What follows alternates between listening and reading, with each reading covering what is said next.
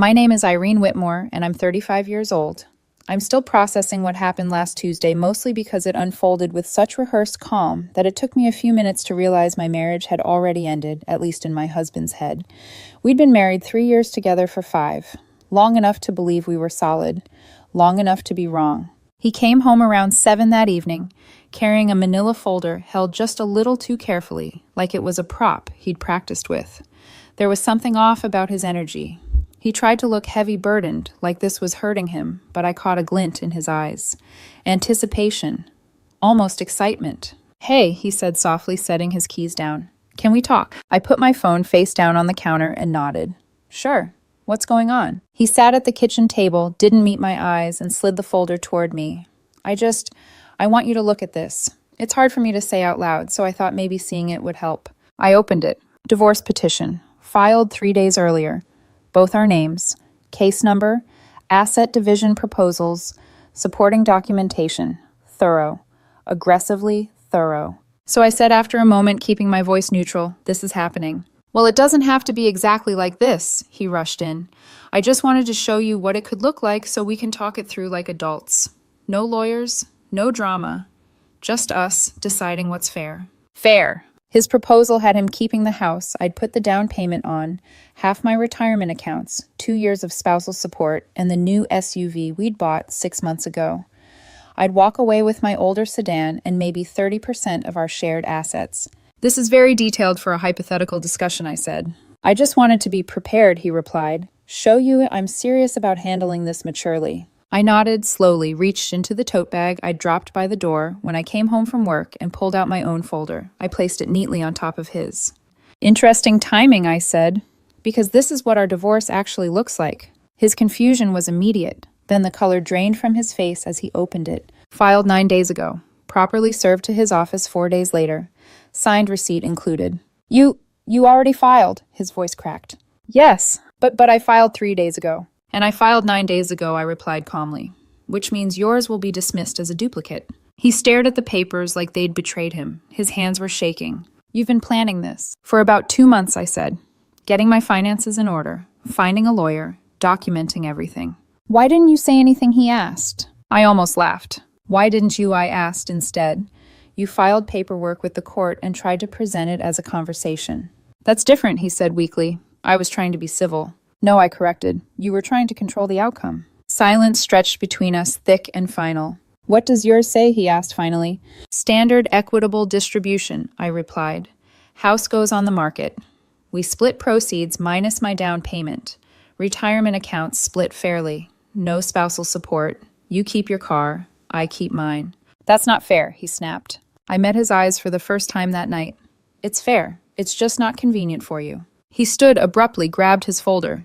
"This isn't over." "No," I said quietly. "It is." He stormed upstairs. I ordered pizza and watched television, oddly calm.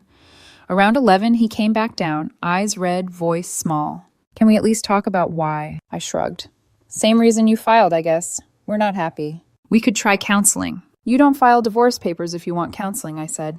"You file them when you want leverage." He looked at me like I was a stranger. Maybe we both were. That night I slept in the guest room. I've been there ever since. The entitlement didn't creep in slowly.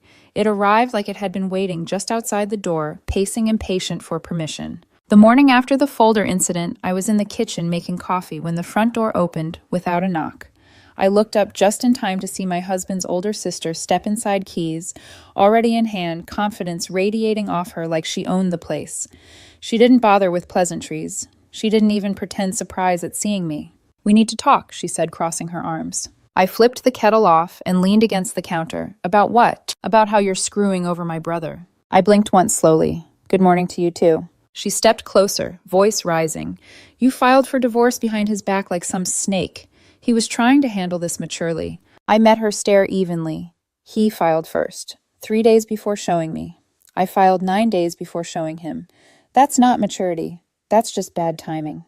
"That's not the same," she snapped. "He wanted to discuss it." "He filed a legal petition with the court," I said. "That's not a discussion starter. That's a legal action." She scoffed. "You're being vindictive." "I'm being procedural." She didn't like that answer. None of them ever did. "You're going to withdraw your filing," she said, jabbing a finger toward me. You're going to let his petition go through with his terms. That's the right thing to do. I took a step back, putting the counter between us.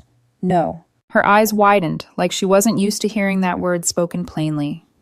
Excuse me. My filing stands, I said calmly. Tell him to get a competent lawyer. She muttered something under her breath, spun on her heel, and stormed out. Through the open window, I heard her and my husband arguing in the driveway. He sounded panicked. She sounded furious. The roles were already shifting, and neither of them liked it. That afternoon, his mother called. She didn't bother saying hello. You need to stop this nonsense, she said sharply. Which part? I asked. The divorce filing. Let my son's petition proceed. He has a right to protect himself. I almost laughed. Protect himself from what? From you taking everything. I closed my eyes for a moment, counted to 3. Ma'am, I'm asking for equitable distribution. He wanted the house, half my retirement, spousal support, and the SUV. That's not protection. That's a grab. He deserves security, she insisted. He has a job, I said. So do I. He'll get half the house proceeds. That is security. You're selfish, she snapped. I always knew it. Thank you for your input, I replied and hung up. I blocked the number before she could call back. That evening, my husband tried a different tactic. He knocked softly on the guest room door, like a stranger afraid of being turned away. Can we talk, he asked. Really talk. I opened the door, but didn't invite him in. What's on your mind? I've been thinking, he said, eyes glossy. Maybe we're both being hasty. Maybe we should pause the filings. Try a separation first. Counseling. I studied his face, the careful tremble in his voice, the way his hands clenched and unclenched. Then I asked, You talked to a lawyer today, didn't you? He froze. Your lawyer told you my filing takes precedence, I continued. Told you your petition would be dismissed. Told you my terms were standard and likely to be approved. Silence confirmed it. So now I went on, you want to hit pause because your power play failed. That's not fair, he whispered. No, I said. What's not fair is filing paperwork behind my back and pretending it was a conversation. Tears slid down his face. Real or not, I couldn't tell anymore. We're not pausing anything, I said gently. We're done. You just didn't expect me to be ready too. I closed the door while he was still standing there. I heard him crying in the hallway. I felt bad for about 5 minutes. Then I remembered his proposed settlement, and the guilt evaporated. It started the next morning at work. Around 10, my manager sent me a message asking if I had a few minutes to talk. Nothing unusual in the wording, but my stomach tightened anyway. I stepped into her office, closed the door, and sat down. She looked uncomfortable the way people do when they've been put in the middle of something they never asked to be part of. I got a strange call yesterday, she said carefully. From your husband. My pulse kicked up. What did he say? She chose her words slowly. He said you've been under a lot of stress lately, that you might not be in a great headspace. He suggested we should keep an eye on you.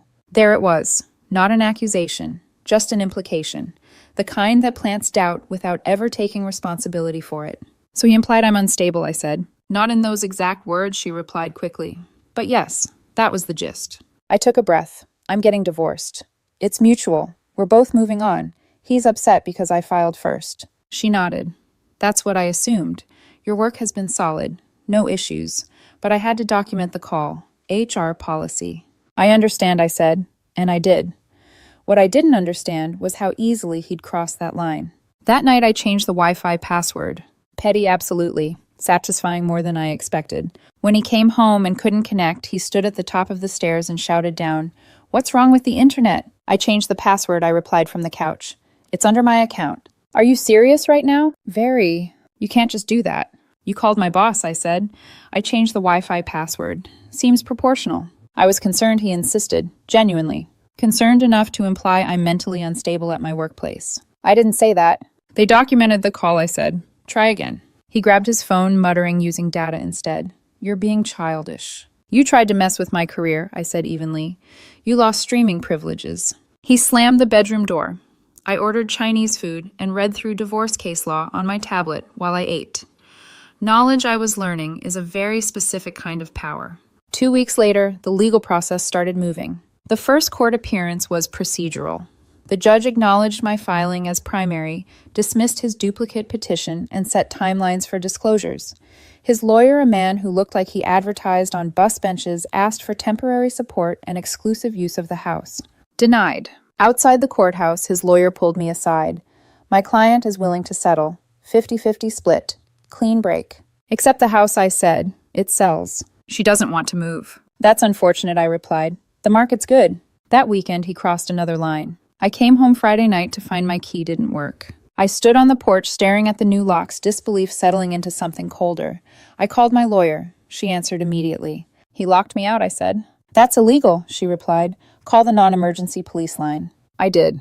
When the officers arrived, they took my statement, then called my husband. He showed up 20 minutes later with his sister in tow, already crying. I changed the locks for my safety, he told them. Safety from what one of the officers asked. He's been hostile, he said. Aggressive. Any threats, the officer asked, looking at me. None, I said. I've been sleeping in the guest room. The officers exchanged a glance. You can't lock your spouse out without a court order, the older one said. You need to give her access. Inside the house, I noticed what was missing. My laptop, my passport, my birth certificate, and my grandmother's silver watch. I texted him, "Where is my stuff?" His reply came fast. Safekeeping. You've been acting unstable. I screenshot everything and sent it to my lawyer. The line between manipulation and self-destruction had officially been crossed. By Monday morning, the calm professionalism of the process had cracked completely. What was left was documentation, court filings, and the slow, methodical exposure of how far someone would go when they felt entitled to win. My lawyer filed an emergency motion before noon. Return of personal property. Unauthorized lock change. Interference with access to the marital home. Request for reimbursement of legal fees. Everything was time-stamped. Screenshots attached. Police report included. My husband responded through his attorney within hours. According to his filing, my laptop was marital property he had every right to access. My documents were allegedly shared records. My grandmother's watch, gifted to me years before I even met him, was suddenly described as property of the marriage. The audacity was almost impressive. The emergency hearing was scheduled for 2 days later. When we walked into the courtroom, the judge already looked tired. My husband sat stiffly beside his lawyer, eyes, red hands, folded like he was waiting to be forgiven. His sister and mother filled the back row, whispering loudly enough to be heard. The judge didn't waste time. "Did you change the locks on the marital home without a court order?" she asked him. "For my safety, Your Honor," he said, voice trembling. "Did you file for a restraining order?" "No." "Did you call the police to report threats or violence?" "No." The judge exhaled slowly. "And you removed your wife's personal property." "It's marital property," he said quickly. "Her birth certificate," the judge asked flatly. Silence. I was protecting important documents. The judge's patience evaporated. "You will return all items immediately. Today. Laptop documents and personal effects. Failure to do so will result in contempt of court. Do you understand?" "Yes, Your Honor," he whispered. "And you will not change locks, remove property, or interfere with access again without a court order. The house will be listed for sale within 30 days. Both parties will cooperate. Am I clear?" "Yes." Outside the courtroom, his mother rushed toward me, fury barely contained. "You're destroying him," she hissed, "dragging him through court like a criminal." "He locked me out and stole my property," I replied. "I enforce my rights." His sister jumped in. "You're enjoying this. You like seeing him suffer." I looked at them both and realized something important. "I'm indifferent," I said. "I just want this finished." They didn't have a response for that. That evening, my property was returned. My laptop had clearly been searched. Files opened. Browser history viewed. My documents were photocopied. The watch was returned in a jewelry box I didn't recognize. I changed every password I owned. The house went on the market the following week. Offers came in fast. The market was hot.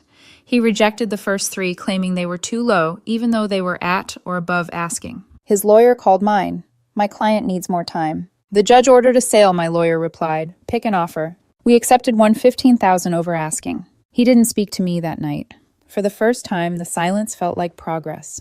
By the time the sale offer was accepted, something fundamental had shifted. The noise was still there, his family's outrage, his lawyer's posturing.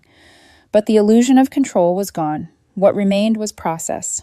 Timelines, orders, consequences. The weeks leading up to the final hearing were strangely quiet inside the house. We moved around each other like strangers renting the same space, coordinating schedules through clipped text messages, avoiding eye contact. He stayed mostly in the bedroom now. I stayed in the guest room. The kitchen became neutral territory used carefully, efficiently, without conversation. His family, on the other hand, escalated. His sister sent me a long message accusing me of emotional abuse, of weaponizing the system, of being cold and calculating. I didn't respond. His mother left a voicemail. Didn't yell this time, just cried, talking about how her son was falling apart and how I'd taken everything from him. I saved it, forwarded it to my lawyer. Documentation had become instinct. The final hearing arrived 6 weeks later. He showed up with an entourage, his lawyer, his sister, his mother, and somehow his college roommate, a woman I'd met exactly once at a barbecue years ago. It felt less like a legal proceeding and more like a performance, as if numbers alone might overwhelm the facts. The judge was the same one from the emergency hearing. That alone seemed to drain some color from his face. The proceedings were brisk. The house sale was acknowledged as pending. Proceeds to be split evenly, minus my documented down payment contribution. Retirement accounts divided according to standard formula. Each of us to keep our respective vehicles. Each responsible for our own legal fees, except where misconduct had increased costs. That's when his lawyer made one last attempt. "Your Honor," he said, standing. "My client has experienced significant emotional distress due to the way this divorce was handled. He's seeing a therapist twice a week. We're requesting compensation for ongoing mental health treatment." The judge raised an eyebrow. "Divorce is emotionally distressing," she said. "That alone does not warrant compensation." But the manner in which my client was treated, the lawyer pressed. Secret filing, service at his workplace, forced sale of the home. All legally permissible actions, the judge replied coolly. Motion denied. My husband started crying, loudly this time. His sister wrapped an arm around him. His mother shook her head as if the world had personally betrayed her. My lawyer stood. "Your Honor, we'd like to address the lock-changing incident and unauthorized removal of property. My client incurred $1,200 in legal fees resolving that issue. We request reimbursement." The judge flipped through her notes. "You changed the locks and removed property without authorization," she said to him. "Correct." "Yes," he whispered. "You filed no police reports, requested no restraining order, presented no evidence of threat." Silence. "You owe your wife $1,200, the judge ruled. Payment due within 30 days. That was it. 3 years of marriage reduced to 40 minutes of rulings. As we stood to leave, he turned to me, eyes red, voice shaking. "Can we just talk, please?" I looked at him. The man I'd married, the man who'd tried to ambush me with paperwork, manipulate the process, rewrite reality when it didn't go his way. "There's nothing left to say," I replied. The judge's words echoed in my head as I walked out. Try not to do anything stupid before then.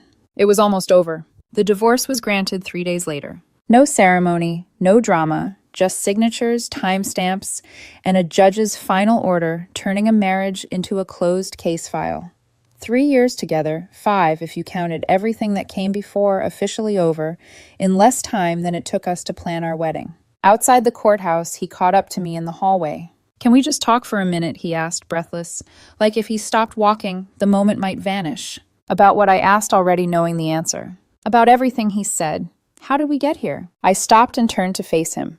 For the first time in weeks, I really looked at him, not as my husband, not as my opponent, just as a man scrambling to rewrite the ending now that the credits were rolling. "We both wanted out," I said. "We both filed. I just did it first." "I didn't actually want a divorce," he blurted out. "I was protecting myself. I thought you were going to leave me." "That's not protection," I said quietly. "That's action." "I thought you were cheating," he said. "You were distant, always tired, always on your phone." "I wasn't cheating," I replied. "I was done pretending." He swallowed hard. "We could have worked on it." "You filed paperwork before talking to me," I said. "That's not someone who wants to work on things." His eyes filled again, real tears. This time unfiltered and messy. "I messed up," he said. "I got scared and did something stupid." "Yes," I said, "you did." "Can't we start over?" he asked. "Date again. See if there's anything left." I thought about the lock change, the phone call to my boss, the stolen documents, the way his family had circled like I was the enemy. "No," I said simply. "This was over before either of us filed. We just didn't want to admit it." He reached for my arm. I stepped back. "The divorce is final," I added. "Move on. I am." Behind him, his sister glared, like she wanted to say something sharp, something cutting, something that might hurt enough to reclaim a little power. I didn't give her the chance. I walked away. For the first time in months, I didn't look back. The house closed 2 weeks later. Papers signed, funds transferred. The equity split exactly as ordered. My down payment returned first, then the remainder divided evenly. When the numbers landed in my account, I felt something unexpected, not triumph, not relief, but finality. The kind that settles deep in your chest and stays there quiet and immovable. I moved into a one-bedroom apartment downtown a few days after that. Smaller than the house, but lighter somehow. No echoes of arguments in the hallway. No tension clinging to the walls. I slept better almost immediately. No more walking on eggshells. No more forced dinners, pretending everything was fine. Work stabilized too. My manager and I actually laughed about the concerned phone call once everything was finalized. She told me off the record that HR gets at least a couple of those calls a year, spouses trying to weaponize worry when they run out of leverage. Hearing that stripped the moment of its power. It had never been about me. It had been about control. He didn't land as softly. He moved in with his sister temporarily. I heard through mutual acquaintances that the arrangement was already strained. Turns out relying on combined income for years makes solo living a harsh adjustment. Space issues, money arguments, resentment creeping in from both sides. His mother, meanwhile, continued telling anyone who would listen that I'd destroyed her son's life. I didn't correct the story. The $1,200 he owed me still hadn't been paid by the deadline. My lawyer sent a demand letter. If it goes to small claims, it goes to small claims. At this point, it isn't about the money. It's about closing every open loop. A week after the divorce was finalized, I ran into his former college roommate at the grocery store. She looked uncomfortable, then relieved when she saw me. "I owe you an apology," she said. "He painted this picture of you being controlling, unstable." After watching the court proceedings, I realized it wasn't true. I thanked her. Late honesty is still honesty. Sometimes I think back to that first night, the folders on the table, the moment his expression shifted when he realized his plan had failed. That's the part people fixate on, the twist, the satisfaction. But that wasn't the real ending. The real ending was quieter. It was realizing we were both planning exits, but only one of us wanted to win. He wanted control. He wanted advantage. He wanted the story to end on his terms. I just wanted it to end cleanly. He tried to file first and call it maturity. When that failed, he tried guilt. When guilt failed, he tried pressure. When pressure failed, he tried sabotage. And when none of that worked, he tried rewriting history. I didn't fight him emotionally. I didn't yell. I didn't retaliate in public. I stuck to facts, process, and documentation. I let the system do what it's designed to do when someone mistakes entitlement for protection. Do I regret the marriage? Parts of it were good. The first year especially. But the last year was a slow decay we both felt, and neither of us named. If anything, I regret not ending it sooner before fear turned into strategy. But I don't regret how I handled the divorce. He wanted a divorce on his terms. He got one on equal terms. That's not cruelty. That's reality. I'm 35 now, divorced, starting over. And for the first time,